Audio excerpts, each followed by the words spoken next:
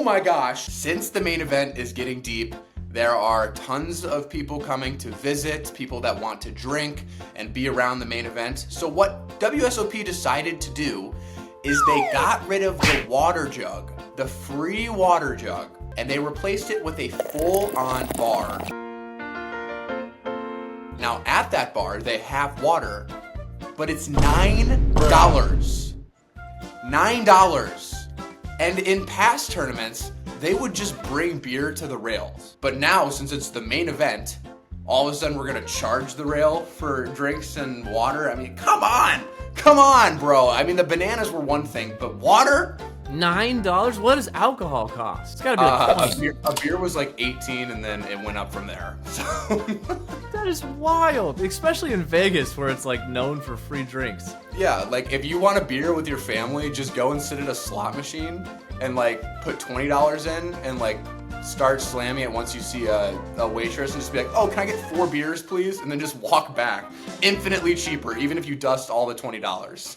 My brother visited Vegas this week, and in true Vegas experience, he's never gambled before, so we took $500, went to Blackjack on Fremont Street, Blackjack, first hand. After that, Toast. Just lit that money on fire. I'm such a good brother, you know, teaching him to never gamble. Which casino were you at? We went to Circa, actually. They're very nice there, and the sports book is fun. But the dealers were just ripping 21s off 6s. It was pretty crazy. And then we had a couple like 5-card 21s. Like, are you joshing me right now, brother? This kid's first time gambling and you're just gonna treat him like this? This is unbelievable. Where's the player service? I've lost thousands at Circa. I feel like it's one of those, like, it's like a mouse trap. You know, they put the cheese on the mouse trap and the mouse comes up and it's like, waka. At Circa, it's like, here's a big sports book, an outdoor pool gambling area, and then we kill you. We just slowly, I've lost like $8,000 there in the last year. Have you been keeping up with the main event? A little bit. I feel like it's like, I tweeted this, but it's like March Madness, where the first weekend you're like super into the who's good, who's making a run, and then it's got some intense stuff, and then after it's like the final couple people, like you really don't care unless you're related to them. You know what's cool is they posted like a photo of the final table, and you know Brian Kim is one of them. Well, I just clicked on his profile on Instagram. He follows me. He follows you. He follows you. Wow. Bro, I mean, just a super pro. You know what I'm saying? Dude, that's wild. That honestly makes up for like the 3,000 in difference we have now. You know, like that's wild. Oh, you fucker.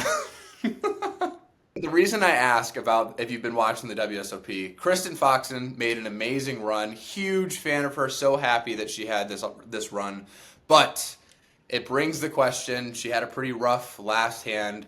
I honestly loved it, but all of the super pros on Twitter or on YouTube were just flaming her.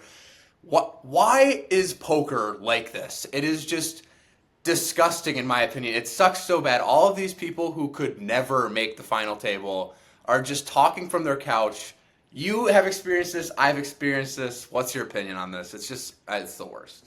When I was a kid and I used to watch football, I would never understand why people went down.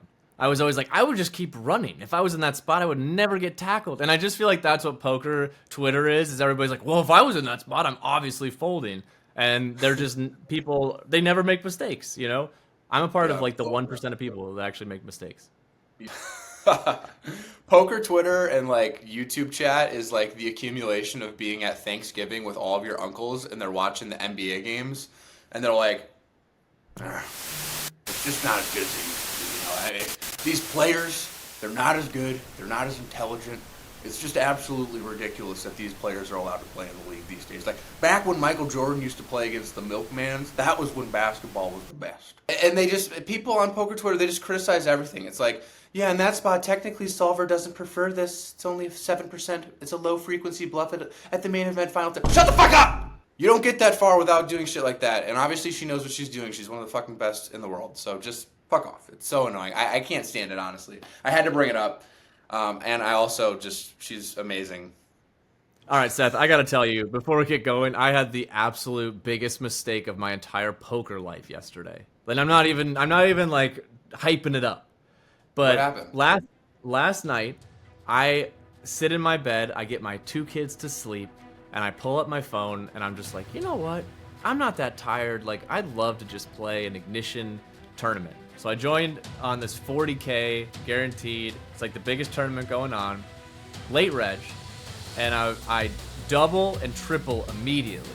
And I am just like playing some of the best poker I've played in a long time. It's not for content, so I'm just like really grinding it out. I become the chip leader at 2 in the morning. It's about 2:30 in the morning. I'm the chip leader. We are in the money. There's about 120 people left, and I am like bossing the table. 5-minute break comes, right? So the 5-minute break comes. I close my eyes for just a second, and I wake up and it's 6, and I blind it out. You're still in? No, I lost. I woke up at 6 and it was over, and I had made $400, which shows you how big of a chip lead I had, that I just blinded out, and I still had it will haunt me for the rest of my life. Wow. I mean, so okay, let's hear more about this. So what was the pay jump that you received? Like, what was, if you had busted when you fell asleep, what would you have made in money?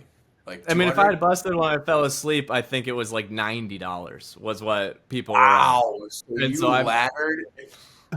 So I laddered. I had like 80 bigs when it happened. And so I was just like 15-minute levels.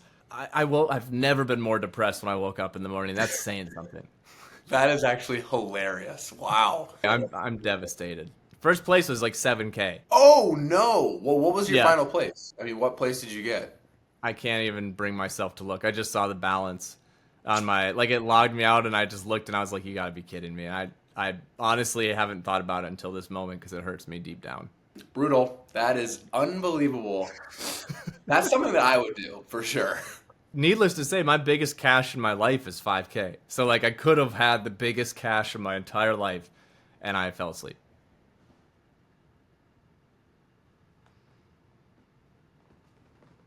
You know what I think's on the docket for the rest of the day? What?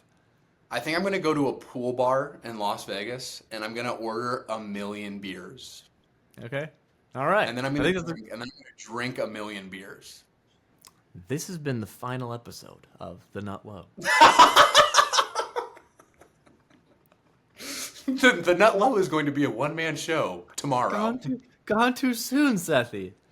Gone too soon. The arms of the angel fly away. Poor Pabsy. Poor Pabsy. Pabsy's like, these guys are losing their mind on Riverside every day.